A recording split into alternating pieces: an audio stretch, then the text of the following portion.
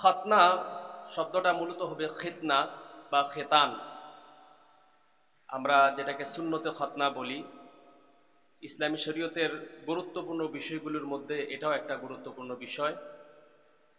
হাদিস শরীফের মধ্যে এই ব্যাপারে অনেক বর্ণনা আছে। সরাসরি কোরআনে কারীমের মধ্যে এই খতনা করার বিষয়ে সরাসরি নির্দেশনা নাই, কিন্তু হাদিসে যথেষ্ট গুরুত্ব এই বিষয়ে রয়েছে। আমি ইমাম বুখারী রাহমাতুল্লাহ লেখা আদাবুল মুফরাদ থেকে প্রথমে একটি হাদিস উল্লেখ করব, যে হাদিসের রাবি হচ্ছেন আবু হুরায়রা রাদিয়াল্লাহু তাআলা আনহু। কোন রাওয়ায়াতে এসেছে আবু হুরায়রা নিজে বলেছেন, আবার কোন কোন রাওয়ায়াতে, গ্রহণযোগ্য রাওয়ায়াতেই রাসূলুল্লাহ সাল্লাল্লাহু আলাইহি ওয়াসাল্লাম থেকে বর্ণনা করেছেন। তো তিনি বলেন যে খামসুম মিনাল ফিতরা,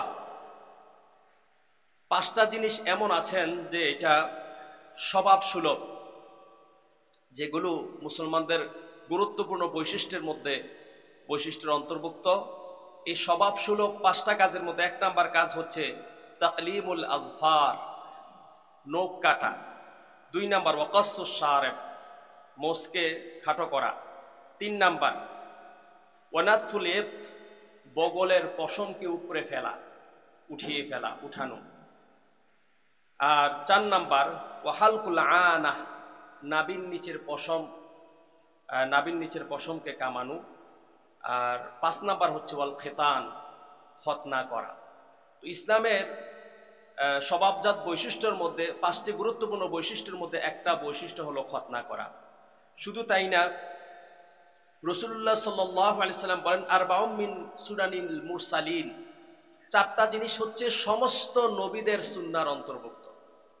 রাসূলুল্লাহ সাল্লাল্লাহু আলাইহি ওয়াসাল্লাম তিনি বলেন আল হায়া ওয়া ইউরওয়াল খিতান, চারটা জিনিস সমস্ত নবীদের সুন্নাহের অন্তর্ভুক্ত। এক রাওয়ায়াতে এসেছে হায়া, আবার এই হায়ার স্থলে অন্য রাওয়ায়াতে এসেছে খতনা করা। এই খিতনা করা বা সুন্নতে খতনা, এই নবীদের চারটা বৈশিষ্ট্যের মধ্যে একটা বৈশিষ্ট্য হলো খতনা করা। দুই নাম্বার ওয়াত্তা আত্তুরু, আতর ব্যবহার করা। তিন নাম্বার ওয়াসওয়াক, মেসওয়াক করা। আর চার নাম্বার ওয়ান্নিকাহু, বিবাহ করা। এই চারটা সমস্ত নবীদেরই সুন্নাহের অন্তর্ভুক্ত।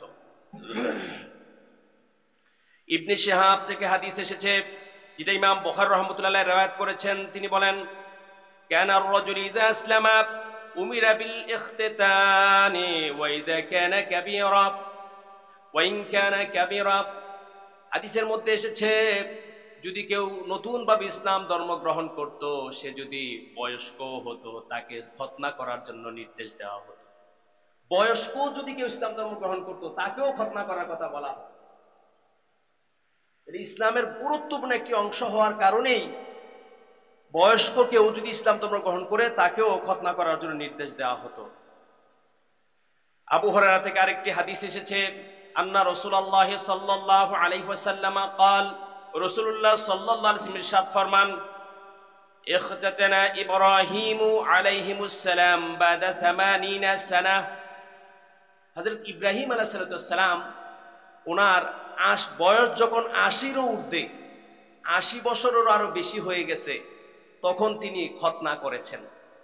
তো উনি যে খতনা করেছেন, কুদুম নামক স্থানে, সহিহ বুখারী এবং সহিহ মুসলিমে রিওয়ায়াতটা আছে যে 80 বছর বয়সে হযরত ইব্রাহিম আলাইহিস সালাম খতনা করেছেন। সম্মানিত সুধী, মুসান্নাফ ইবনে আবি শায়বার মধ্যে হাদিস এসেছে, যে হাদিস নাম্বার হচ্ছে 26,467। হযরত ইব্রাহিম আলাইহিস সালাম হলেন যারা খতনা করেছে তাদের মধ্য থেকে সর্বপ্রথম যিনি এই সুন্নাহটা পালন করেছেন। তার মানে ইব্রাহিম আলাইহিস সালামের মাধ্যমেই এই খতনার এই সুন্নাহটা শুরু হয়েছে, অদ্যাবধি পর্যন্ত সেটা চালু আছে। এবং ইমাম ইবনু কাসির রহমাতুল্লাহ আলাইহি সূরা বাকারার 124 নম্বর আয়াত, ওয়াইদ ইবতালা ইব্রাহিমু রাব্বাহ ওয়াইদ ইবতালা ইব্রাহিমা রব্বুহু, যখন ইব্রাহিম আলাইহিস সালামকে তার রব পরীক্ষা করেছেন কয়েকটি গুরুত্বপূর্ণ বিষয়ে, তাফসীর কিতাবে সে 10টা পরীক্ষা করেছেন। তোর মধ্যে একটা পরীক্ষা ছিল এই খতনা করার বিষয়। কথা বলছেন নি? যে 10টা পরীক্ষা ছিল, আল্লাহ বলছেন ফাআতাম্মাহুন্না, তিনি পরীক্ষায় কৃতকার্যতা লাভ করেছেন, পরীক্ষায় উত্তীর্ণ হয়েছেন, পাশ করেছেন। আল্লাহ নিজেই ঘোষণা করেছেন পরীক্ষা করেছেন, পরীক্ষায় উত্তীর্ণ হয়েছেন। 10টি পরীক্ষার বিষয়ের মধ্যে একটা বিষয় ছিল যে শারীরিক পরীক্ষা, সেটা হলো খিতনা করা, আরবিতে যেটা খিতনা বলা হয়, আর আমরা কি বলি সুন্নতে খতনা। শব্দটা খিতনা হবে, খেতনা এবং খেতান এই দুইটা শব্দই লোগাতের মধ্যে আছে। এই খেতনা হচ্ছে ইব্রাহিম সাল্লামের 10টি পরীক্ষিত বিষয়ের মধ্যে অন্যতম একটি বিষয়। শুধু তাই না, ইমাম শামি ইবনুল আবেদিন জয়নুল আবেদিন শামি রহিমাহুল্লাহ ওনার ফতোয়ে শামির মধ্যে তিনি উল্লেখ করেছিলেন, কয়েকজন নবীদের কথা উল্লেখ করেছেন যিনারা খতনা করা অবস্থায় দুনিয়াতে আগমন করেছে। সুবহানাল্লাহ। কয়েকজন নবীর কথা আলোচনা করেছে যারা খতনা করা অবস্থায় পৃথিবীতে আগমন করেছে। শুধু তাই না, ইমাম জালালউদ্দিন সুয়ুতী রহমতুল্লাহ আলাইহি খাসায়েসে কুবরার মধ্যে উল্লেখ করেন যে আমাদের নবী মুহাম্মদ রাসূলুল্লাহ সাল্লাল্লাহু আলাইহি সাল্লাম ওনার জন্মের পরে ওনার দাদা আব্দুল মুত্তালিব রাসূলুল্লাহ সাল্লাল্লাহু আলাইহি ওয়াসাল্লামের খতনা করিয়েছেন। যেরকম সুবহানাল্লাহ। সম্মানিত সুধী, শুধু তাই না, ফতোয়ে দারুল উলুম দেওবন্দের মধ্যে এসেছে এই খতনাটা মুসলমানদের জন্য একটা গুরুত্বপূর্ণ সুন্নাহ, যেটাকে সুন্নতে মুআক্কাদা। এত গুরুত্বপূর্ণ সুন্নাহ, এটা শেয়ার ইসলাম হওয়ার কারণে যদি কোনো এলাকাবাসী এই সুন্নতে খতনাকে পরিত্যাগ করে, তাহলে ইসলামী শাসকের উপরে আবশ্যক হচ্ছে তাদের বিরুদ্ধে যুদ্ধ ঘোষণা করা। আল্লাহু আকবার কন্যা। খতনাকে যদি কোনো কওমের লোকেরা বা কোনো গোষ্ঠী যদি পরিত্যাগ করে, তাহলে তা ওই এলাকার মুসলমানদের যে শাসক আছে তার উপরে আবশ্যক হচ্ছে তাদের বিরুদ্ধে যুদ্ধ ঘোষণা করা। তাহলে ইসলামে এই খিতনাটাকে কত গুরুত্ব দেওয়া হয়েছে। সম্মানিত সুধী, একটা জয়ীফ সনদের হাদিসের মধ্যে এসেছে রাসূলুল্লাহ সাল্লাল্লাহু আলাইহি ওয়াসাল্লাম ইরশাদ ফরমান, খিতানু সুন্নাতুল লিরিজাল ওয়া মাকরুমাতুল লিন-নিসা। খিতনাটা হলো পুরুষের জন্য সুন্নতে মুআক্কাদা, আর যারা নারীরা আছে তাদের জন্য হচ্ছে সম্মান। নারীদের জন্য কিন্তু খিতনা করা হয়, কিন্তু আমাদের এই এশিয়া মহাদেশ বা আশপাশে যারা আছে এই অঞ্চলের মানুষগুলোর মহিলাদের জন্য এটা প্রয়োজন হয় না, কিন্তু আরব রাষ্ট্রগুলোতে এটার প্রচলন আছে।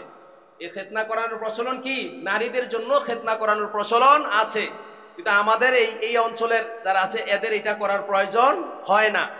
তো নারীদের জন্য এটা আবশ্যকতা নেই, যদি প্রয়োজন হয় সেটা করার কথা হাদিসের মধ্যে আছে। এই মর্মে ওসমান বিন নুরাইন থেকে রওয়ায়াত আছে, বিভিন্ন হাদিসগুলোর মধ্যে এই মর্মে বর্ণনা আছে। সম্মানিত সুধী, এই সুন্নতে খিতনা যেটা, এটা যদি করা হয় কি উপকারিতা আমাদের অর্জিত হবে, এই উপকারিতা আলোচনা করতে গেলে প্রথমত বলতে হয় যেহেতু এটা সুন্নতে মুআক্কাদা, গুরুত্বপূর্ণ একটি সুন্নাহ। প্রথমত উপকারিতা হলো এই সুন্নাহ বাস্তবায়নের দ্বারা আমরা রাসূলুল্লাহ সাল্লাল্লাহু আলাইহি সাল্লামের সাথে জান্নাতে থাকার সৌভাগ্য অর্জন করব। আল্লাহ নবী বলেন, মান আহাব্বা সুন্নতি ফাকাদ আহাব্বানি ওয়া মান আহাব্বানি কানা মাই ফিল জান্নাহ। যে আমি নবীর সুন্নাহকে ভালোবাসবে সে যেন আমাকেই ভালোবাসলো, আর আমাকে যে ভালোবাসবে আমি নবীর সাথে সে জান্নাতে থাকবে। এবং কি শরীয়তের একটা নির্দেশ পালন করা হয়, গুরুত্বপূর্ণ একটি শেয়ার এটা বাস্তবায়ন করা হয়। 2 নাম্বার, এটার দ্বারা মুসলমান এবং অমুসলমানের মধ্যে পার্থক্য সূচিত হয়। যারা অমুসলমান তাদের খিতনা করা হয় না, আর যারা মুসলমান তাদের খিতনা করা হয়। তাহলে অমুসলমান এবং মুসলমানের সাথে একটা পার্থক্য সূচিত হয় এর দ্বারা। আর যেহেতু অমুসলমানের সাথে সাদৃশ্যটা ইসলাম খুব নিন্দনীয়ভাবে দেখে থাকেন, অত নিন্দনীয়ভাবে দেখলে পরে আল্লাহ নবী বলেছেন, মান তাশাব্বাহা বিকাউমিন ফাহুয়া মিনহুম। যে কোনো কওমের সাথে সাদৃশ্য রাখে সে তাদের অন্তর্ভুক্ত হয়ে যাবে। যারা বলেন না নাউযুবিল্লাহ। কোনো কওমের সাথে কেউ যদি সাদৃশ্য রাখে তাহলে সে তাদের অন্তর্ভুক্ত হয়ে যাবে। তাহলে 2 নাম্বার আমাদের জন্য ফায়দা হলো আমরা অমুসলমানদের সাথে আমাদের পার্থক্য সূচিত হয় এই কর্মের দ্বারা। 3 নাম্বার উপকারিতা হলো এই খিতনার ফলে উত্তমভাবে পবিত্রতা অর্জন হয়। আপনার এই খিতনাটা না করার কারণে চামড়াটা যদি আবৃত থাকতো তাহলে প্রস্রাবের কিছু অংশ ভিতরে থাকার সম্ভাবনা ছিল কি ছিল না? কিছু অংশ না কিছু অংশ ভিতরে থাকার সম্ভাবনা ছিল। আর কোরআনে কারীমে আল্লাহ তাআলা বলেছেন, ইন্নাল্লাহা ইউহিব্বুত তাওয়াবিন ওয়া ইউহিব্বুল মুতাতাহহিরিন। আল্লাহ তাআলা তওবাকারীকে ভালোবাসেন, আর যারা উত্তমভাবে পবিত্রতা অর্জন করে তাদেরকে আল্লাহ রাব্বুল আলামিন ভালোবাসেন। তাইলে আমরা এই খিতনার দ্বারা আল্লাহ রাব্বুল আলামিনের ভালোবাসা অর্জন করতে পারবো। সম্মানিত সুধী, শুধু তাই না, এই খিতনার ফলে বৈজ্ঞানিক দৃষ্টিও হলো যে যারা এই খিতনাটা করায় না তাদের বিভিন্ন সংক্রামক রোগে তারা সংক্রমিত হওয়ার আশঙ্কা তাদের বেশি থাকে। আর যারা এটা করে তারা এই সংক্রামক যুক্ত যে রোগগুলো আছে, যেগুলো সংক্রামিত হয় একজন থেকে আরেকজনে যায়, এগুলোতেও তারা আক্রান্ত হওয়ার সম্ভাবনা খুব কম থাকে। তো সম্মানিত সুধী, আমরা সংক্ষিপ্ত পরিসরে যে বিষয়টা জানলাম, এটা শরীয়তে সুন্নতে মুআক্কাদা করা হয়েছে, গুরুত্বপূর্ণ একটি সুন্নাহ। অবশ্যই আমরা এটা পালন করব। তবে পালনের ব্যাপারে জন্মের পর থেকে ইন্তেকাল পর্যন্ত যে কোনো সময় এটা করা যায়। কথা বুঝছেন? জন্মের পর থেকে ইন্তেকাল পর্যন্ত যে কোনো সময় করা যায়, কিন্তু বয়স একটু বেশি হয়ে গেলে এটা তাদের জন্য একটা কষ্টের কারণ হবে। বিদায় ফুকায়ে কেরামগণ বলেছেন যে 7 থেকে 12 বছর এর ভিতরেই যেন এই সুন্নতে খেতনা যেটা আছে এটা যেন করে নেওয়া হয়, ফুকায়ে কেরামদের যে বক্তব্য আছে। সম্মানিত সুধী, এখন প্রশ্ন হলো, সুন্নতে খেতনাকে কেন্দ্র করে আনুষ্ঠানিকতার ব্যাপারে ইসলাম কি বলে? এই ব্যাপারে আমি দুটি হাদিস উল্লেখ করব। প্রথম যে হাদিসটা বলবো, এই হাদিসের মান হচ্ছে যায়িফ। তো ইমাম বুখারী রহমতুল্লাহ আলাইহি ওনার আদাবুল মুফরাদ কিতাবের মধ্যে একটি বাব কায়েম করেছেন, যে বাবুদ দাওয়াহ ফিল খিতান, এই খেতনা উপলক্ষে দাওয়াত করা মানুষকে, এই মর্মে তিনি একটি হাদিস উল্লেখ করেছেন। তো হাদিসের রাবি সালেব তিনি বলতেছেন, ক্বালা খাতানানি ইবনু উমর আনা ওয়া নুআইমা। ইবনু উমর রাদিয়াল্লাহু তাআলা আনহু আমাকে এবং নাঈমকে খতনা করিয়েছেন। ফাযাবাহা আলাইনা কাবশান, অতঃপর একটি দুম্বা তিনি জবাই করেছেন। ফালাকাদ রাআইতুনা ওয়া ইন্না লানাজজালু আলা সিবিয়ান, আর আমরা আমাদের জন্য যে কাজটা করেছে, এই কাজটা আমরা অন্যান্য যারা শিশুরা আছে তাদের উপরে আমরা একটু গর্ব, মানে আনন্দ প্রকাশ করতাম, যে দেখো আমাদের জন্য এই কাজটা করা হয়েছে, আমরা একটু আনন্দ প্রকাশ করতাম। আনজাবান্না, যে আমাদের এটা উপলক্ষে একটা দুম্বা জবাই করা হয়েছে, বকরি একটা জবাই করেছে, আমরা এটা নিয়ে আনন্দ উপভোগ করতাম। ওসমান বিন আবিল আস থেকে রেওয়ায়াতটা এসেছে যে ওনাকে এই খতনা উপলক্ষে আয়োজিত অনুষ্ঠানে দাওয়াত করা হয়েছে। তো ওনাকে যে দাওয়াত করা হয়েছে, তিনি এই দাওয়াতটাকে প্রত্যাখ্যান করেছেন, বর্জন করেছেন। কি বলে বর্জন করেছেন? হাদিসটা হলো এভাবে, ইন্না কুন্না লা নাতিল খিতানা আলা আহদি রাসূলিল্লাহি সাল্লাল্লাহু আলাইহি ওয়াসাল্লাম, আমরা কেউ রাসূলুল্লাহ সাল্লাল্লাহু আলাইহি ওয়াসাল্লামের যুগে এই সুন্নতে খেতনার অনুষ্ঠানে আমরা আসতাম না। কেউ সুন্নতে খেতনার অনুষ্ঠানে আমরা আসতাম না, আমাদের মধ্যে কেউ আসতো না।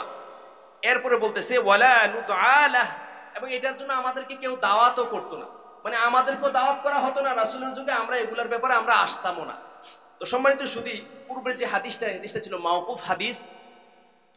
এই দুই হাদিসের আলোকে এবং কি আরো যে অন্যান্য যে হাদিস এবং রাসূলুল্লাহ সাল্লাল্লাহু আলাইহি ওয়াসাল্লাম, সাহাবায়ে কেরাম, তাবিঈন, তাবুত তাবিঈন, এই ধারাবাহিক ক্রমে পর্যায়ক্রমে যে হাদিসগুলো আছে, এগুলো চর্চা করলে দেখা যায় যে সুন্নতে খেতনা উপলক্ষে আনুষ্ঠানিকতার প্রমাণ পাওয়া যায় না, যে এটার উপলক্ষে একটা আনুষ্ঠানিকতা এভাবে কোনো অনুষ্ঠান করতে হবে। তবে ফুকায়ে কেরামগণ বলেছেন যে সুন্নতে খেতনার পরে যদি এই ক্ষত জায়গাটা যদি শুকায়া যায়, কেউ যদি শুকরিয়া স্বরূপ সে আশপাশের কারণে বা আপনজন যারা আছে তাদেরকে দাওয়াত করে খাওয়ায়, এটা ইমাম ইবনু কুদামা ওনার কিতাবেও লেখা আছে, এটাকে নিষেধ করা হয় না, এটা নাজায়েজ হবে না, এটা মুস্তাহাব মুস্তাহসানে হবে, জায়েজ কাজ হবে। কিন্তু এইটা উপলক্ষে যে আনুষ্ঠানিকতা করা, অনুষ্ঠান তো করেই করে আবার চেয়ার পাইতে বসে থাকে, চেয়ার টেবিল বিছিয়ে বসে থাকে, যাতে করে যারা আসবে তারা। সম্মানিত সুধী, এইটা ইসলামে এটা অনুচিত কাজ আমার কাছে মনে হচ্ছে, এবং কি ফুকায়ে কেরামরাও বিভিন্ন ফতোয়ার কিতাবে এটা নিষেধ করা হয়েছে। আমি যেখানেই যাই, যেহেতু এটা সরাসরি হারাম বলা যায় না, এবং মানুষকে যদি এই উপলক্ষে শুকরিয়া স্বরূপ, যে কতটা শুকিয়ে গেছে সুন্নতে খেতনা হয়েছে, কতটা শুকিয়ে গেছে, শুকরিয়া স্বরূপ যদি মানুষকে দাওয়াত দেওয়া হয়, এক্ষেত্রে সাধারণভাবে দাওয়াত দেওয়া হইলে, ডাকা হইলে সেখানে উপস্থিত হওয়া শরীয়তে হারাম করে নাই, নিষিদ্ধ করে নাই। কিন্তু এইটার উপলক্ষে যে বিভিন্ন আনুষ্ঠানিকতা রূপ দিয়ে এবং সেখানে চেয়ার টেবিল বিছাইয়া টাকা পয়সা নেওয়ার যে ধারাটা, এই ধারাটা পূর্বের যুগে পাওয়া যায় না। ফুকায়ে কেরাম এটাকে নিষেধ করেছেন, নিরুৎসাহিত করেছেন মানুষদেরকে। কিন্তু সাধারণভাবে আপনি শুকরিয়া স্বরূপ খাওয়াইতে পারেন। কথা বুঝছেন? অনেক সময় এই ক্ষতটা না শুকিয়ে সন্তানের ক্ষতিও তো হয়ে যায়, কি কোন হয় কি হয় না? ক্ষতিও হয়ে যায়। তো যেখানে দাওয়াত দেয় আমি সেখানে বলি যে এই উপলক্ষে অনুষ্ঠান করেন না। যদি অনুষ্ঠান করতে আপনাদের মন চায়, বিবাহের সময় একটু ধুমধাম করে অনুষ্ঠান করেন, যেখানে রাসূল বলেছেন আলিনু বিন নিকাহ ওয়াজআলু ফিল মাসাজিদ ওয়াদরিবু বিদ-দফ, যে তোমরা বিবাহকে এলান করে মানুষকে জানায় দাও, দফ বাজায়া মানুষকে জানাও। সুবহানাল্লাহ বলেন না? আর মসজিদের মধ্যে করাও যাতে সব মুসল্লিরা জানে যে অমুকের সাথে অমুকের বিবাহ হচ্ছে। সুবহানাল্লাহ বলেন না? মসজিদের মধ্যে একবারে ফলাও করে সেখানে দফ বাজাও, দফ বাজায়া এবং কি মানুষকে ঘোষণা করে ফলাও করে আনুষ্ঠানিকতার কথা বলা হয়েছে এবং অলিমা অনুষ্ঠানের ফজিলতের কথাও বলা আছে। রাসূল বলছে আউলিম বলাও বিশাতিন, একটা বকরি জবাই করে, দুম্বা জবাই করে হলেও তোমরা অলিমা করো। অলিমার প্রতি ইসলাম উৎসাহ দেওয়া হয়েছে যেন আমরা অলিমা করি, বিবাহের মধ্যে অনুষ্ঠান করতে উৎসাহ দেওয়া হয়। আমরা অনেক সময় শুধু খালি এই জিনিসটা মেয়েদের উপরে চাপাই দিই, কথা কোন ঠিক কিনা? 150 জন খাওয়াইতে হইব, 200 জন খাওয়াইতে হইব, এরকম খালি মেয়েদের উপরে চাপায়।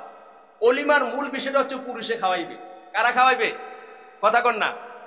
যারা ছেলের বাপ হন, ছেলের বাপে খাওয়াইবে, মানে ছেলে বর সে তার বাড়িতে অনুষ্ঠান করে সবাইরে খাওয়াইবে, কিন্তু চায় যে মেয়ের বাবার উপর দিয়ে সবকিছু সারাই দেওয়ার জন্য। কথা কোন ঠিক কিনা?